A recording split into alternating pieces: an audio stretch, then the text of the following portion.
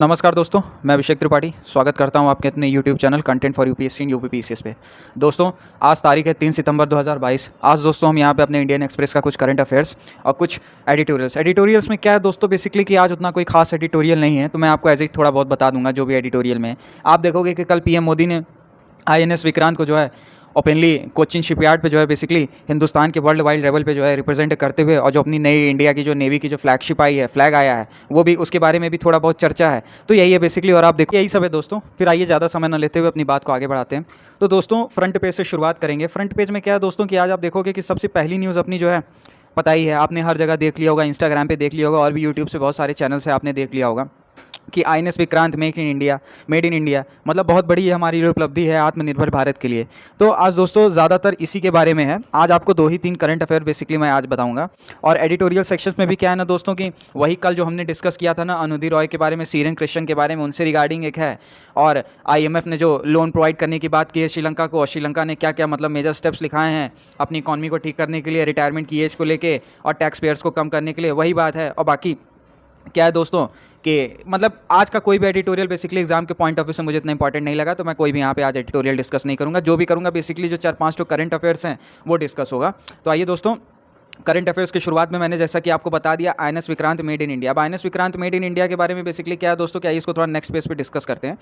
तो next page में क्या है बेसिकली दोस्तों कि आप देखोगे कि देखिए दोस्तों, जो काम की बातें हैं वो मैं यहाँ पे आपको बताऊँगा।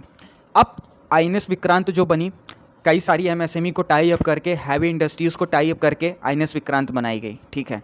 अब देखिए दोस्तों, उसमें स्टीयरिंग कहाँ से लगी, कहाँ से मंगाई गई है, कौन से स्टेट से मंगाई गई है, या कौन सी कंपनी ने डिज़ाइन किया, उसका स्विच बोर्ड कहाँ से आया है, उसका पैनल कहाँ से आया है, उसके अंदर एयर कंडीशनर कहाँ से लगा है, वो मैंने ये जो अलग कलर से है मार्क कर दिया है। आप चाहो तो इसमें से खुद अपना पढ़ सकते हो, ये आपकी जिम्मेदारी है।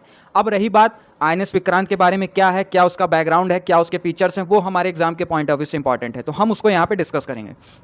आप देखोगे दोस्तों कि INS विक्रांत के बारे में जो ज़रूरी बातें हैं वो मैं आपको यहाँ पे बता रहा हूँ। The project has around 76% indigenous content from the major industries houses in the country.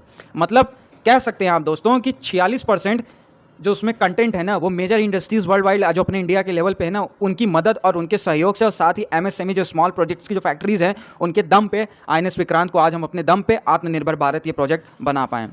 आप देखोगे दोस्तों कि INS विक्रांत के बारे में कुछ विशेषता में यहाँ पे लिखा है कि बेसिकली आप देखोगे कि 2000 CSL personnels at estimated 13,000 employ in the, मतलब इस INS विक्रांत के चलते क्या एम्प्लॉयमेंट रेट जनरेट हुआ। अब जाहिर सी बात है दोस्तों, बात जब हम उस चीज़ को डेवलप कर रहे थे, आप कोई फैक्ट्री लगाते हो, फैक्ट्री के आसपास जाहिर सी बात है चाय चाट पकौड़ी की दुकानें खुलेंगी, तो फैक्ट्री से कई सारी चीज़ें तो जनरेट होंगी ना, और भी लोगों की तो सोशल लाइफ होगी। तो इस INS विक्रांत के चलते जो हमने अपने आप को आत्मनिर्भर बनाने की कोशिश की है, इसमें हमने कई सारे लोगों को रोजगार दिया, तो वही यहाँ पे दोस्तों बेसिकली लिखा है।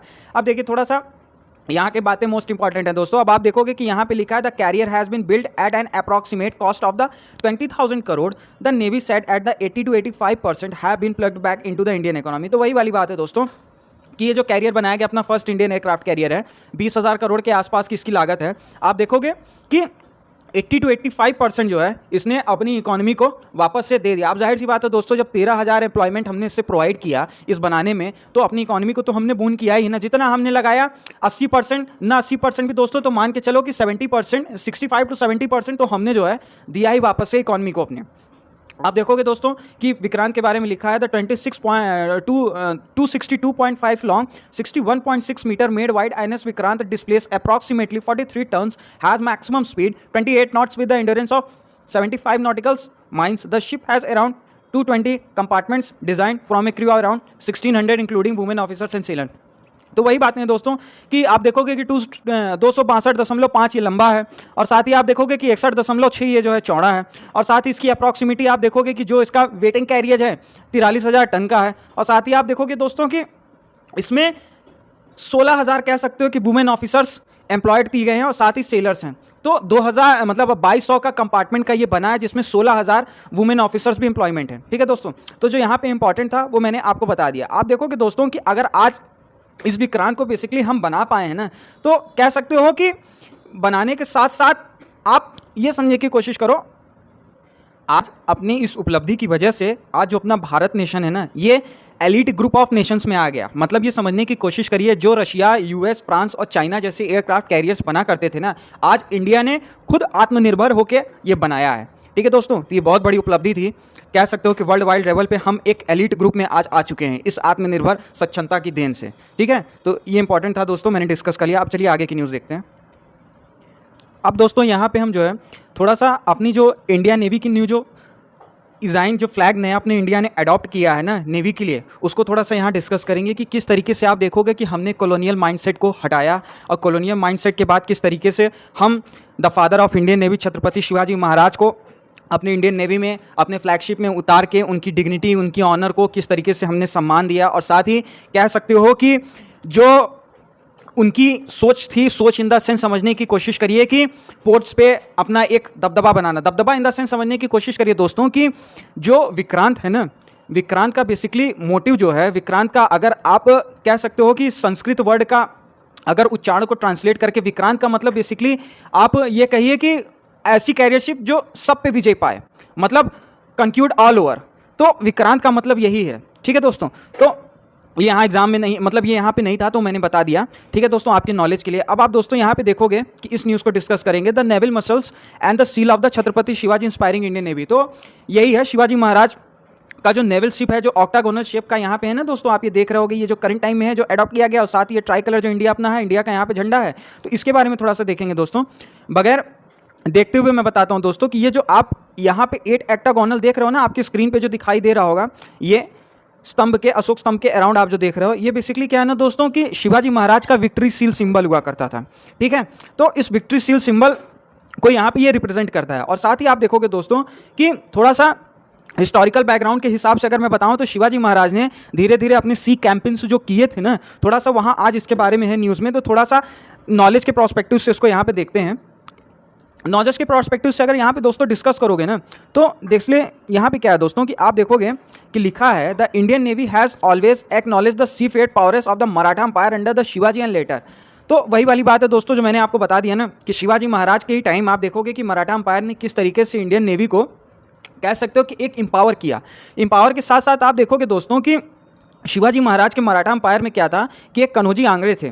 कन्होजी आंग्रे बेसिकली क्या थे कि वो इन नेवी की देखरेख करते थे। नेवी की देखरेख इन द सेंस समझने की कोशिश करिए दोस्तों कि अब थोड़ा सा टॉपिक से हट के आपको समझाने की कोशिश करता हूं। अगर आप मेरी बिपिन चंद्रा के लेक्चर्स को सुन रहे होगे तो मैंने जो लास्ट वाला वीडियो डाला the rise of the Mughal Maratha, तो उसमें मैंने 2-3 चीज़ों के बारे में बताया कि मराठा का जो कैंपेन था उसके बारे में मैंने डिस्कस किया। तो उसमें मैंने 2-3 जगह आपको बताया होगा, कोंकण और सिंधीज ऑफ द जीजीज। ये सिंधीज ऑफ द जीजीज जो थे बेसिकली ये अब्बासियन थे। ठीक है दोस्तों, अब उतनी डिटेल में नहीं जाऊंगा, जितना आपके काम का है उतना मैं बता दे रहा हूँ। हाँ, अगर आपका हिस्ट्री ऑप्शनल है तो इसको जरूर डिटेल में कवर करना दोस्तों। ठीक है, बाकी जो नॉलेज के प्रोस्पेक्टिव से जो आपके जीएस में इंपॉर्टेंट होगा वो मैं बता दे रहा हूँ।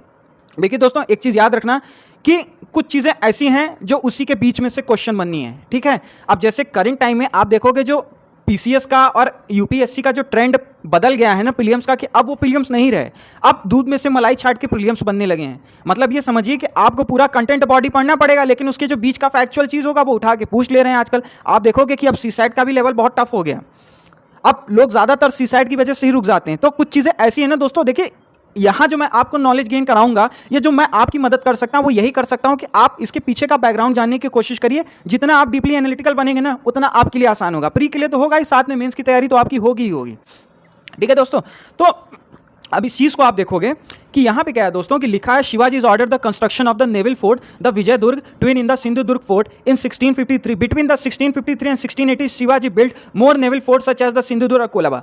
तो वही वाली बात है दोस्तों कि हुआ क्या था कि डच और पोर्चुगीज का आगमन हो चुका था, वास्को डी गामा भारत आ चुका था। ठीक है, अब ये आप बताएंगे नीचे कमेंट सेक्शन में कि वास्को डी गामा इंडिया में किस पोर्ट पे आया था। ठीक है, इतना तो बेसिक नॉलेज देखिए दोस्तों होनी चाहिए। ठीक है, अब आप मुझे बताएंगे तो आप देखोगे कि उस टाइम जो सी रूट्स के जो कंपटीशन चल रहे थे ना, बेसिकली ये जो नेवल पोर्ट्स मराठा एम्पायर ने जगह जगह बनाया, हुआ क्या कि होता क्या था कि ये जब इनके नेवल शिप्स जाते थे तो आसपास की जो टेरिटरी थी ना उससे लूटपाट होता था। तो उस लूटपाट को रोकने के लिए ये नेवल शिप्स पोर्ट्स क्रिएट किए गए। तो आप देखेंगे कि ये जो जगह जगह के जो पोर्ट्स थे ना, ये मराठा के बनाने का बेसिकली वही मकसद था। तो जो मैंने आपको बता दिया वो यही है दोस्तों। आप चाहें तो इसको वीडियो पॉज करके पढ़ सकते हैं। जितना पढ़ोगे दोस्तों ये एग्जाम के प्रोस्पेक्टिव से इंपॉर्टेंट है, आपको खुद ही समझ में आएगा। ठीक है, अब आप इसको यहाँ पे जूम करके पढ़ लीजिएगा। जितना जरूरी था वो मैंने आपको बता दिया। अब दोस्तों आज की इस एक्सप्लेन सेक्शन पे एक यहाँ पे न्यूज़ लिखी है द वैक्सीनेशन सक्सेस स्टोरी। अब दोस्तों द वैक्सीनेशन सक्सेस स्टोरी को डिस्कस करने से पहले आपको दोस्तों ये बताता हूँ कि सबसे पहले आप मुझे कमेंट सेक्शन ये बताओगे कि अपने हेल्थ की लिस्ट एसडीजी में सस्टेनेबल डायरेक्ट गोल में कितने नंबर पे आती है, ठीक है। क्योंकि अपना ये हेल्थ वाला जो लिस्ट है वो कितने नंबर पे आता है वो आपकी जिम्मेदारी, गूगल करिए कुछ भी करिए, आपकी क्यूरियोसिटी बढ़ेगी, ठीक है। तो आप देखोगे कि यहाँ पे वैक्सीनेशन प्रोग्राम के कंटेक्स्ट में कुछ बातें लिखी कि किस तरीके से इंडिया ने धीरे धीरे अपने इंफ्रास्ट्रक्चर इंप्रूवमेंट करते हुए, और साथ में देखोगे कि धीरे धीरे सोशल कैंपेन्स के चलते हमने लोगों को जागरूक किया, और आज करंट टाइम में कोविड पैंडेमिक के बाद हम जगह जगह लोगों को इतना ज़्यादा इम्यूनाइज कर पाए हैं। तो उसका सबसे बड़ा मकसद किसको जाता है? जो हमने सोशल अवेयरनेस लोगों को फैलाई है ना, उसी का सबसे बड़ा देन है। Social awareness in the sense आप समझने की कोशिश करोगे दोस्तों कि आप देखोगे कि कोविड वैक्सीन के लिए किस तरीके से सुपर स्टार्स टीवी में जगह जगह कैंपिंग कर रहे थे। फोन में आपने देखा नहीं था कि किस तरीके से अमिताभ बच्चन साहब जो है प्रचार कर रहे थे, लोगों को अवेयर कर रहे थे कि कोविड की वैक्सीन कितनी ज़रूरी है। और आप देखोगे कि ये जो हमारे ग्रास रूट लेवल पे ये जो आशा वर्कर्स हैं ना, जो लोकल हेल्थ केयर वर्कर्स हैं, इन्होंने भी बहुत मेजर रोल प्ले किया। आप देखोगे दोस्तों, अगर आपको याद होगा तो बचपन में अगर आज हम अपने पोलियो को खत्म कर पाए हैं ना, पोलियो जैसी बीमारी को हमने इरेडिकेट किया है ना दोस्तों, तो सिर्फ और सिर्फ आशा वर्कर्स की देन है। आपको याद होगा बचपन में हम सब ने पोलियो पी है, तो जो आशा वर्कर्स होती थी ना, वो जगह जगह जाके ये जो पोलियो पिलाती थी, और जो पोलियो के लिए जो एड्स चलते थे, जो कैंपेन्स चलते थे, ये जो जगह जगह हमने सोशल अवेयरनेस फैलाई, यही कारण है कि आज हमारा वैक्सीनेशन इतना सक्सेसफुल हो पाया है। और साथ ही जो हमारा कोलैबोरेशन है ना, कोलैबोरेशन इन द सेंस समझने की कोशिश करोगे कि जो हमने थोड़ा सा प्राइवेट पार्टनरशिप लाई है ना इम्यूनाइजेशन सिस्टम में, इसके कारण क्या हुआ है दोस्तों कि जो हमने इंफ्रास्ट्रक्चर डेवलप किया, इंफ्रास्ट्रक्चर इन द सेंस समझने की कोशिश करिए कि आज जो करंट टाइम में आप देखोगे कि हमने नई नई तरीके की दवा को प्रिजर्व करने के लिए जो फ्रीजन स्टोर पॉलिसी लाई, जो फ्रीजन स्टोर इंफ्रास्ट्रक्चर लाया कि हमारी दवाइयाँ, इम्यूनाइजेशन पैसिव जो इम्यूनिटी है वो खराब ना हो, वैक्सीनेशन जो है वो हमारी खराब ना हो। तो ये जो इंफ्रास्ट्रक्चर पे हमारा जो खर्च करने का मोटिव है ना, ये कहीं ना कहीं कह सकते हो कि हमने अपने आप को इनरिच किया। आप देखोगे दोस्तों, यहाँ पे एक छोटा सा डेटा है जो आपके एग्जाम के पॉइंट ऑफ व्यू से इंपॉर्टेंट है। आप चाहो तो इसको कहीं पे कोट कर सकते हो, आपको एक अच्छी मतलब कह सकते हो कि नॉलेज मिलेगी, मतलब एक अच्छा इन्फ्लुएंसर पड़ेगा। आप देखोगे दोस्तों कि यहाँ पे लिखा है कि in 2026 India became the first country in Asia to launch the rota virus vaccine. आप देखोगे कि 2016 में हिंदुस्तान, इंडिया, भारत की पहली ऐसी एशिया की कंट्री बनी थी जिसने रोटा वायरस लाया, और आप साथ रोटा वायरस वैक्सीन लाया। रोटा वायरस वैक्सीन बेसिकली क्या होता है? रोटा वायरस बेसिकली बच्चों में होता है दोस्तों। और आप देखोगे कि 2017 में pneumococcal conjugate vaccine was introduce and scale up by using made in India vaccine to prevent diarrhoea and pneumococcal pneumonia in children. आप देखोगे कि किस तरीके से एंटीवायरल डायरिया, मतलब डायरिया आप देखोगे, और डायरिया और निम्नोकॉकल निमोनिया इन्फेक्शन जो कि चाइल्ड में हो जाता है, उसको किस तरीके से हमने रोकथाम के लिए अपने आप को 2017 में इन्हेंस किया, प्रोवोक किया, और साथ में हमने किस तरीके से एंटीवायरल ड्रग लाया। और साथ ही आप देखोगे दोस्तों कि एक थोड़ा सा बहुत अच्छा इंपॉर्टेंट पॉइंट है, important point in the sense आप समझने की कोशिश करोगे कि किस तरीके से थोड़ा सा कह सकते हो कि कोविड का इंपैक्ट जरूर पड़ा, वो इम्यूनाइजेशन प्रोसेस हम नहीं ला पाए। क्यों? क्योंकि वो ग्रास रूट लेवल पे वो कैंपेन नहीं हो पाई। लेकिन वो कैंपेन के साथ साथ आप देखोगे कि जो हमारे सेलिब्रिटीज़ ने रोल प्ले किया, सेलिब्रिटीज़ इन द सेंस आप देखोगे कि हमारे एक्टर ने, एक्ट्रेस ने जो लोगों को जगह जगह जाके टीवी में, मीडिया में, सोशल मीडिया में, यूट्यूब पे, फोन में, मतलब जहां जैसे हो सकता था, जो इस टाइप्स की कैंपेन चलाई गई ना, सोशल अवेयरनेस, इससे इंडिया को बहुत बेनिफिट मिली। मतलब कह सकते हो कि आज सोशल अवेयरनेस जो हमने ग्रास रूट लेवल पे किया है ना, सिर्फ यही कारण है कि आज इंडिया जो है इम्यूनाइजेशन के प्रोसेस में इतना सक्सेसफुल कोविड के मामले में बन पाया है। तो दोस्तों जो इसका सार था वो हमने बता दिया, ठीक है दोस्तों। अब चलिए आगे की न्यूज़ देखते हैं।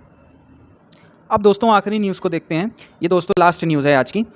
अब दोस्तों इस आखिरी न्यूज़ में आप देखोगे कि Netaji statue at the India gate to the unveil 8 सितंबर। आप देखोगे कि नेवी के नए फ्लैग के बाद अब ये 8 सितंबर को नेताजी की भी स्टैचू जो है अनवील हो जाएगी। अभी तक क्या था दोस्तों कि आप देखोगे कि 23 जनवरी को नेताजी की बर्थ एनिवर्सरी पे वहाँ पे क्या था कि होलोग्राम टाइप का स्टैब्लिश किया गया था। पहले क्या था दोस्तों कि वहाँ पे ब्रिटिश की थी, किंग जॉर्ज 5 जो थे उनकी वहाँ पे स्टैचू लगी हुई थी। फिर बाद में उसको हटाया गया। हटाने के बाद जो है आप देखोगे कि नेताजी के होलोग्राम को वहाँ पे उनके बर्थ एनिवर्सरी पे 23 जनवरी पे रखा गया। अब उसको जो है जो स्टैचू है, रियल स्टैचू है, वो 8 सितंबर को रिपील किया जाएगा। आप देखोगे दोस्तों कि देखिए जो थोड़ा सा यहाँ पे एग्जाम के प्रोस्पेक्टिव से मुझे प्रीलिम्स का एक फैक्ट लगा, तो मैं यहाँ पे दोस्तों आपके साथ करता हूँ। अगर आप जीके की तैयारी, मतलब एसएससी की तैयारी कर रहे हो ना, तो एसएससी में भी एक क्वेश्चन बन सकता है। यहाँ पे दोस्तों लिखा है, from the 28 feet black granite statue Mysuru based sculpture Arun Yogi Raj, who had created the 12-feet statue of the Adi Shankaracharya at Kedarnath, was robbed by the government. A huge block of the black granite stone was selected for the statue,